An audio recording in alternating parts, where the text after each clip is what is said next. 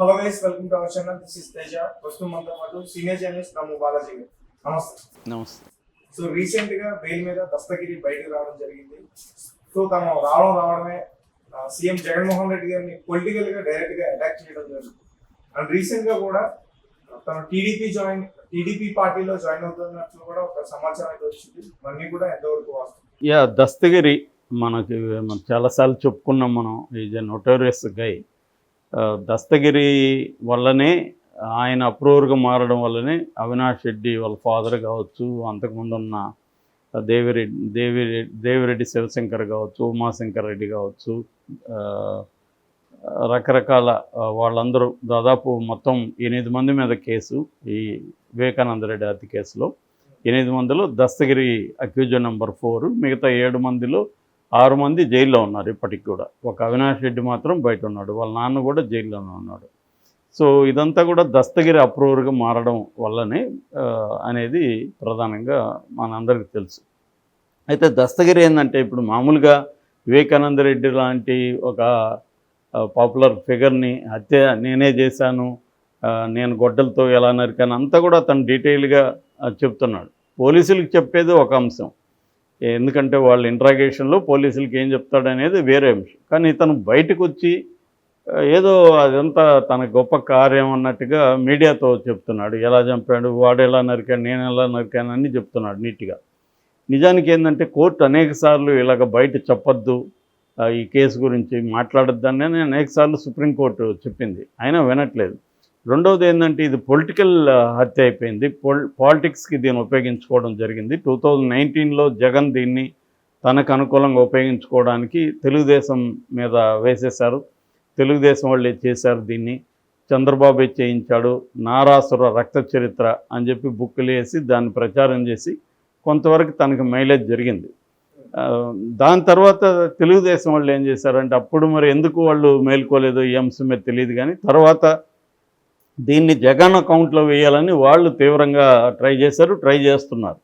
ఈ ఎలక్షన్లో కూడా దాన్ని జగన్ అకౌంట్లోకి వేసేసి జగనే హూ కిల్డ్ బాబాయ్ అంటే జగనే బాబాయిని చంపాడని అన్ని చోట్ల వీలైన అన్ని చోట్ల చేస్తున్నారు. దాంతోపాటు బుక్కు కూడా వేశారు. నారాసుర వాళ్ళప్పుడు నారాసుర వేస్తే వీళ్ళు జగనాసుర రక్త చరిత్రను వీళ్ళు వేశారు.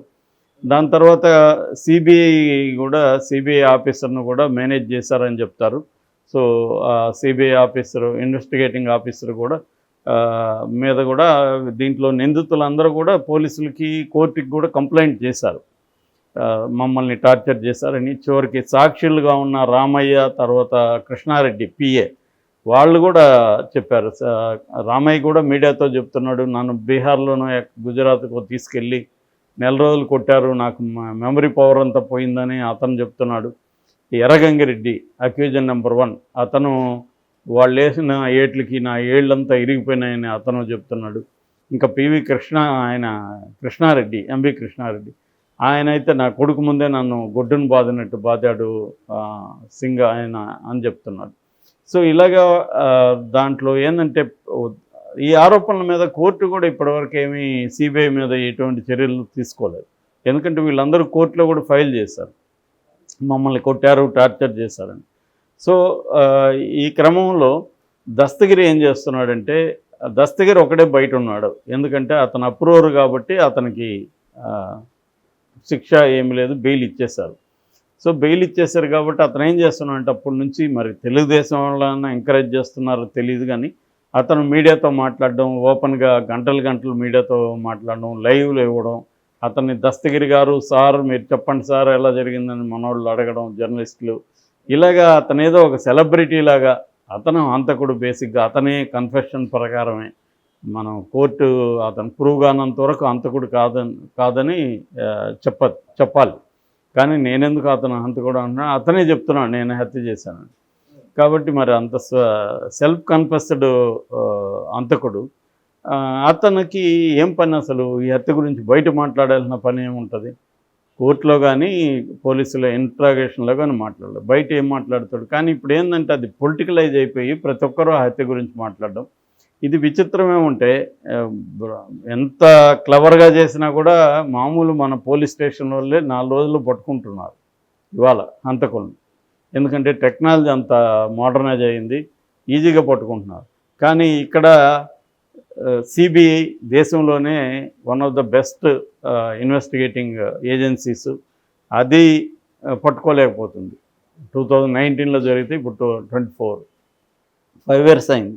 ఇప్పటివరకు అది ప్రాపర్గా చేసి ఆ కేసులో ఎన్ని లొసుగులు ఉన్నాయో ఇక్కడ సాక్షాత్తు హైకోర్టు జడ్జి గారు 16 ప్రశ్నలు సిబిఐకి వేశాడు. ఆ ప్రశ్నలు అంటే అర్థం ఏంటంటే అన్నీ డౌట్లే. అలాంటి ఇన్వెస్టిగేషన్ చేస్తుంది. ఇదే కాదు, చాలా చోట్ల సిబిఐ చేయలేదా అనేది కాదు, సిబిఐ బ్రహ్మాండంగా చేయగలదు. ఎందుకంటే ఎక్కడో ఏదో ప్రాబ్లం కొడుతుంది. సో ఇది అందువల్ల తేలకపోవడం వల్ల ఏమవుతుందంటే ఇతను అప్పుడప్పుడు రెచ్చిపోవడం, ఇతనికి పైగా సెక్యూరిటీ ఇచ్చారు. జగన్ ప్రభుత్వం ఏంటంటే ఇతనికి ఏమన్నా అయితే మన మీద వస్తుంది, మళ్ళీ అది పొలిటికల్గా ఇబ్బంది అని చెప్పి 5 మంది సెక్యూరిటీ ఇచ్చారు అతనికి, 5 మంది పోలీసులు. సో 5 మందిని పెట్టుకొని ఇతను ఎస్కార్ట్ పెట్టుకొని ఇతను ఏంటంటే పంచాయతీలు చేయడం, బెదిరించడం, కిడ్నాపులు చేయడం ఇవన్నీ చేస్తున్నాడు. అతని మీద కేసులు వరుసగా నమోదవుతున్నాయి. అలాగా ఒక 86 రోజులు 2 కేసుల్లో జైల్లో ఉండి ఇప్పుడు బయటకు వచ్చాడు. రాగానే అతనికి ఆమె వాళ్ళ భార్య షబానా రక్తం లాగా దిద్దింది. యుద్ధం నుంచి బయటకు వస్తే అప్పట్లో దిద్దేవాళ్ళు, లేదా యుద్ధానికి పోయేటప్పుడు దిద్దేవాళ్ళు. అలాగా ఆయనకి దిద్ది ఆయన హారతి ఇచ్చి, కర్పూర హారతి ఇచ్చి బయటికి తీసుకొచ్చారు. సో ఇప్పుడు రాగానే అతను మీడియాతో మాట్లాడి అతను పొలిటికల్ ఫిగర్ లాగా మాట్లాడుతున్నాడు. జగన్ను ఎవరు చంపారో చెప్పి ఎన్నికలకు వెళ్ళగలంట. ఎందుకు అలా చెప్పాలి? జగన్కి ఏం బాధ్యత? అది జగన్కి ఎలా తెలుస్తుంది ఎవరు చంపారనేది? కోర్టులో కేసు ఉంది, కోర్టులో ప్రూవ్ కావాలి. అంటే అర్థం ఏమంటే జగనే చంపించాడని అతను ఆరోపిస్తున్నాడు క్లియర్గా. దీని వెనక జగనే ఉన్నాడని.